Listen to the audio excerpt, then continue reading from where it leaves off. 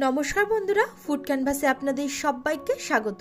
আমার আজকের রেসিপি ডিমের কোরমা। এটা বানানো কিন্তু ভীষণ সহজ, আর এটাকে আপনারা পোলাও অথবা ফ্রাইড রাইসের সঙ্গে সার্ভ করতে পারেন। খেতে দুর্দান্ত লাগে। চলুন রেসিপিটি শুরু করা যাক। ডিমের কোরমা বানানোর জন্য আমি নিয়েছি 7টা সিদ্ধ ডিম। এবার একটা ছুরির সাহায্যে ডিমের এক সাইডে একটু কেটে দিচ্ছি। এতে কি হবে, রান্নাটা করার সময় এর মধ্যে খুব ভালোভাবে মশলাটা ঢুকে যাবে। এবার এটাকে ম্যারিনেট করে নেব। দিয়ে দিচ্ছি হাফ চা চামচ লবণ, হাফ চা চামচ হলুদ গুঁড়ো আর 1/4 চা চামচ লঙ্কা গুঁড়ো। এবার এই মশলাটাকে ডিমের সঙ্গে খুব ভালোভাবে মাখিয়ে নিয়ে সাইডে রেখে দেব। একটা কড়ার মধ্যে আমি বেশ অনেকটা পরিমাণ সাদা তেল গরম করে নিয়েছি। এর মধ্যে দিচ্ছি মিহি করে কুচিয়ে নেওয়া 3টে পেঁয়াজ। মিডিয়াম ফ্লেমে পেঁয়াজটাকে একটু লাল লাল করে ভেজে নিতে হবে, মানে আমাদেরকে বেরেস্তা তৈরি করে নিতে হবে। পেঁয়াজ ভাজা হয়ে গেছে। এবারে তেল থেকে ছেঁকে তুলে নিয়ে একটা পাত্রে রেখে দেবো, যাতে হালকা একটু ঠান্ডা হয়ে যায়। ভেজে নেওয়া পেঁয়াজটা যখন একটু ঠান্ডা হয়ে যাবে, তখন এটাকে একটা মিক্সিং কন্টেনারের মধ্যে নিয়ে নিলাম। সঙ্গে দিয়ে দেব ভিজিয়ে রাখা কাজু বাদাম আর কিশমিশ। এখানে 12টা কাজু বাদাম নিয়েছি আর 12টা কিশমিশ নিয়েছি। সঙ্গে দিয়ে দেব 2 টেবিল চামচ টক দই।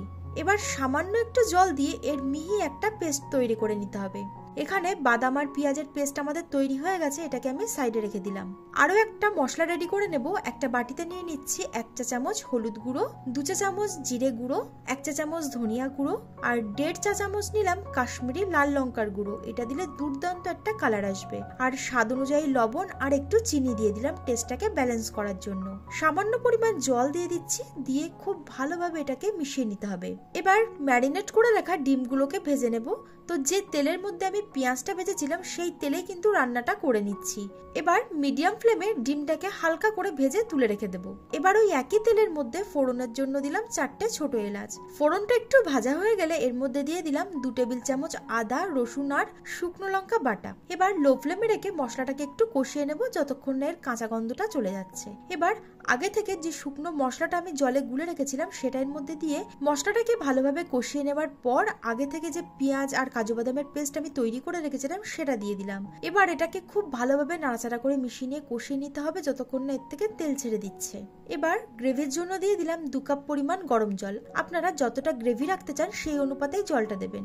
লবণের পরিমাণটা যেহেতু একটু কম লাগছিল, সেই জন্য আরো একটু লবণ দিয়ে দিলাম। এবার ভালোভাবে নাড়াচাড়া করে মিশিয়ে নেওয়ার পর মিডিয়াম ফ্লেমে এটাকে ফুটিয়ে নিতে হবে 2 মিনিটের জন্য। তো গ্রেভিটা এখানে খুব ভালোভাবে ফুটে গেছে। এবার এর মধ্যে আগে থেকে ভেজে রাখা ডিমগুলো দিয়ে দিলাম আর সঙ্গে দিয়ে দিচ্ছি হাফ চা চামচ গরম মশলা গুঁড়ো। এবার ভালোভাবে একটু মিশিয়ে নিয়ে ঢাকনা চাপা দিয়ে লো ফ্লেমে 15 থেকে 20 মিনিটের জন্য রান্না করে নেব। মাঝে কিন্তু 1-2 বার ঢাকনাটা সরিয়ে আমি একটু নাড়াচাড়া দিয়ে দিয়েছিলাম। আমাদের ডিমের কোরমা কিন্তু একদম রেডি। এবার ফ্লেমটা বন্ধ করে 5 মিনিটের জন্য স্ট্যান্ডিং টাইমে রেখে দেব।